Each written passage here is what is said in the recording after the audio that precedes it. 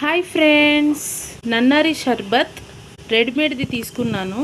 ఇలా సూపర్ మార్కెట్లో దొరుకుతుంది. ఇట్లో టేస్టీగా షర్బత్ తాగొచ్చు. సేమియాని బాగా వేయించుకొని ఉడికించి పెట్టుకోవాలి. వాటర్లో కొద్దిగా షుగర్ యాడ్ చేసుకొని ఐస్ క్యూబ్స్ వేసుకోవాలి. ఒక 3 స్పూన్స్ నన్నారి షర్బత్ వేసుకోవాలి. నిమ్మకాయ కొద్దిగా పిండుకోవాలి.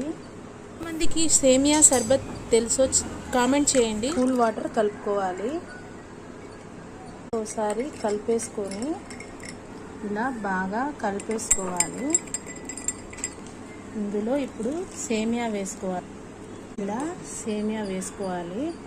ఎంతో టేస్టీ అయిన సేమియాల షర్బత్ రెడీ.